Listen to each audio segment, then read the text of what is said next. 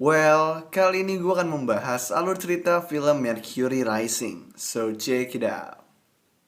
Film ini dibuka dengan memperlihatkan agen FBI yang bernama Hartley sedang bernegosiasi melalui telepon dengan seorang pria bernama Edgar, yaitu pemimpin kelompok perampok bank yang sedang merampok sebuah bank. Edgar menolak mentah-mentah tawaran dari FBI, tetapi Art Jeffries, seorang anggota FBI yang sedang menyamar sebagai anggota perampok bank, menyuruh Edgar untuk menyerah karena terdapat anggota perampok bank yang masih anak-anak berusia 14 tahun, bernama James dan juga Isaac. Namun, belum sempat Edgar mengambil keputusan, FBI menerobos masuk ke dalam bank dan terjadilah baku tembak. Di sini Edgar beserta perampok lainnya pun tewas. Jeffries yang tidak dapat menyelamatkan nyawa James dan Isaac langsung mendatangi Hartley dan marah karena kedua anak tersebut telah menjadi korban. Hartley lalu mengatakan kepada Jeffries kalau pimpinan FBI yang bernama Lumox ingin menemuinya. Besoknya, Jeffries menemui Lumox didampingi oleh partnernya yang bernama Tommy.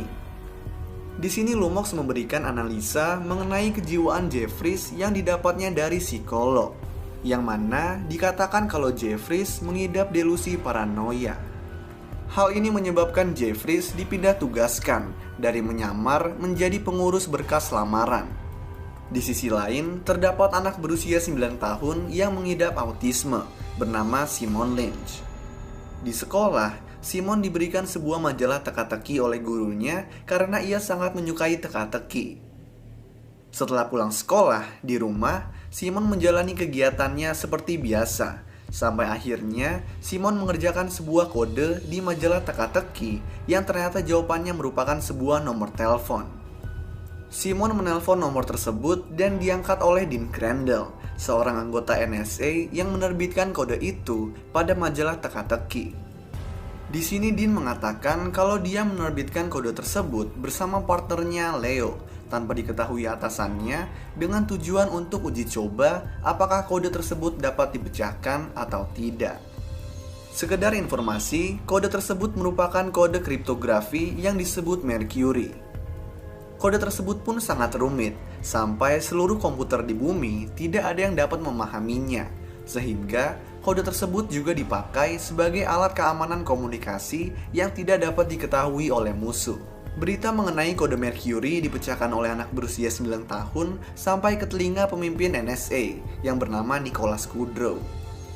Dia marah kepada Dean dan Leo karena telah menaruh kode Mercury ke sebuah majalah teka-teki, sehingga ia mengirimkan pembunuh bayaran bernama Peter untuk membunuh Simon beserta orang tuanya.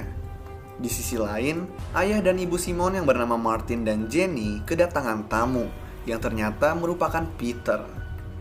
Mereka berdua kemudian ditembak oleh Peter dan Peter langsung mencari Simon.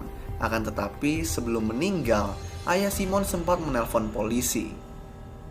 Simon yang mendengar suara tembakan pun bersembunyi dan sebelum ditemukan oleh Peter, polisi sudah datang ke rumahnya. Sehingga Peter langsung kabur tanpa sempat membunuh Simon.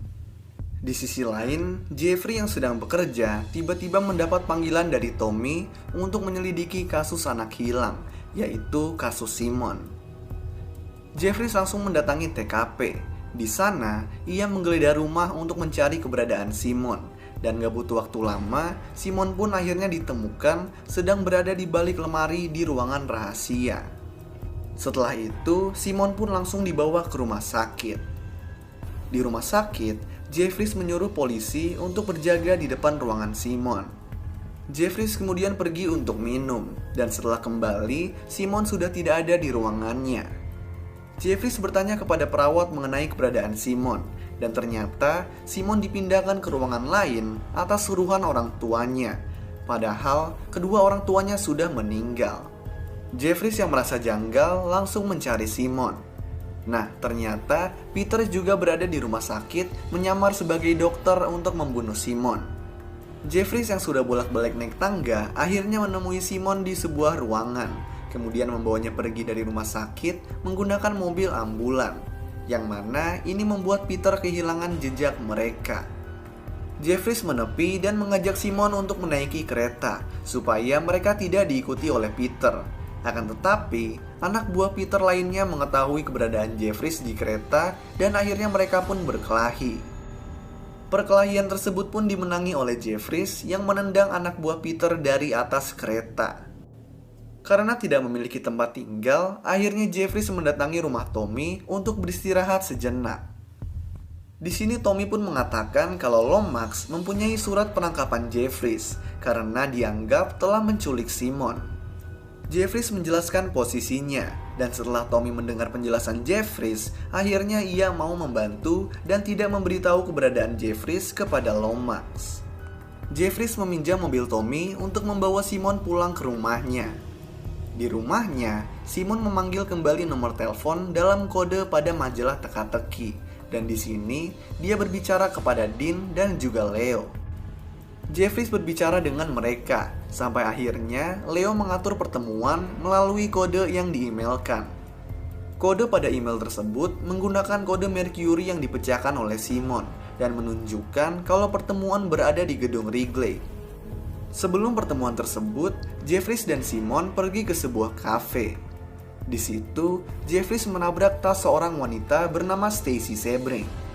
Lalu, setelah basa-basi sedikit, Jeffries langsung mengatakan kalau ia ingin menitipkan Simon kepada Stacy, yang kemudian disetujui.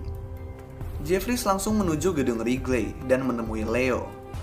Setelah berbincang mengenai Mercury, tiba-tiba Leo ditembak dari belakang oleh Peter dan kemudian tewas. Jeffries yang melihat Peter langsung mengejarnya, tetapi sayangnya Jeffries kehilangan jejak Peter. Kemudian Jeffries kembali menjemput Simon yang sedang berkeliling bersama Stacy, kemudian pergi. Malamnya, Jeffries bersama Simon tiba-tiba muncul di kediaman Stacy dan meminta tolong untuk membiarkan mereka menginap.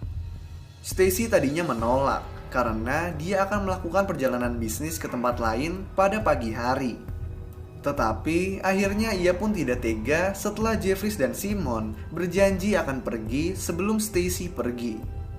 Di sisi lain, Dean yang sudah mengetahui kematian Leo ingin membantu menyelesaikan masalah ini.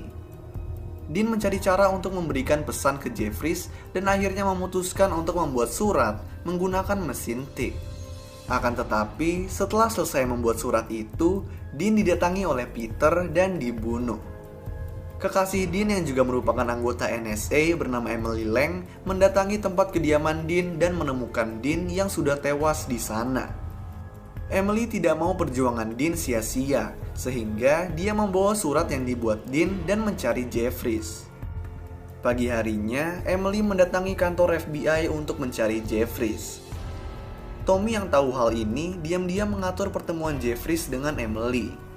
Nah, setelah bertemu, Emily menceritakan semuanya dan memberikan surat dengan kertas karbon yang dibuat oleh Dean kepada Jeffries. Jeffries membaca surat tersebut dan mengetahui kalau Kudrow yang berada di balik semua ini.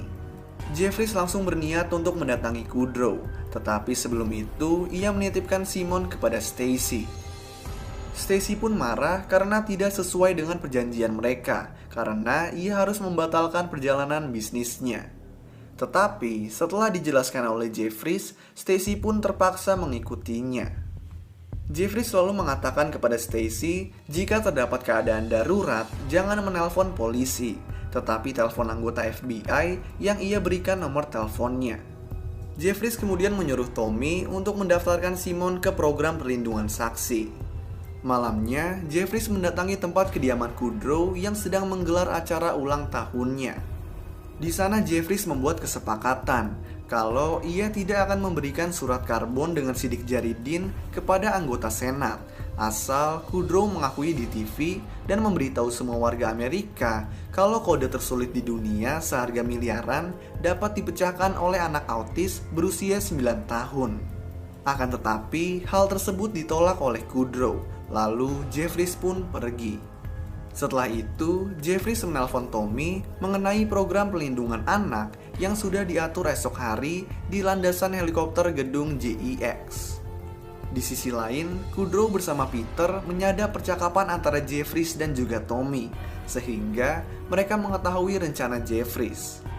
Tetapi sebelum itu, Kudrow pergi ke kantor FBI dan menemui Lumox untuk mengadu dan memastikan kalau Tommy tidak ikut campur dengan hal ini. Setelah Kudrow pergi, Tommy memberikan surat kertas karbon sebagai bukti kejahatan Kudrow, dan akhirnya Lumox pun percaya. Di sisi lain, Stacy yang sudah diberitahu rencana tersebut pergi berdua dengan Simon ke gedung GEX dan langsung naik menuju landasan helikopter. Di depan landasan helikopter, Stacy dan Simon disambut oleh Kudrow yang berpura-pura sebagai pimpinan program pelindungan saksi. Dan akhirnya, Stacy berpisah dengan Simon yang pergi untuk menunggu helikopter bersama Kudrow dan juga Peter. Sementara itu, anggota FBI yang sudah berada di sisi gedung mendapat perintah dari Lumox untuk bergerak. Kudrow yang melihat hal itu menyuruh Peter untuk menahan anggota FBI. Di sini pun terjadi tembak-tembakan yang seru dan dimenangkan oleh para anggota FBI. Saat baku tembak sedang terjadi, helikopter pun datang dan Kudrow membawa Simon memasuki helikopter tersebut. Tetapi ternyata di dalam helikopter tersebut sudah ada Jeffries yang menunggu. Jeffries menendang Kudrow, akan tetapi Kudrow menahan kaki Jeffries sehingga mereka berdua jatuh ke landasan helikopter. Kemudian terjadilah perkelahian yang seru antara Jeffries dan juga Kudrow, yang pada akhirnya dimenangkan oleh Jeffries dengan menjatuhkan Kudrow dari atas gedung. Di akhir film, Jeffries diantar Stacy menemui Simon di sebuah sekolah. Di sini dapat diketahui kalau Simon sudah memiliki orang tua angkat. Jeffries kemudian memberikan Simon sebuah buku teka-teki dan Simon pun memeluknya. Lalu film pun selesai. So, itulah alur cerita film Mercury Rising. Kalau kalian punya rekomendasi film lain yang mau gue jelasin alur ceritanya, kalian bisa tulis di kolom komentar di bawah. Dan kalau kalian suka sama video ini, kalian bisa klik tombol like dan juga klik tombol subscribe supaya bisa mendapatkan update-update tentang video-video gue selanjutnya. So, thanks guys for watching. I hope you enjoy it and peace out.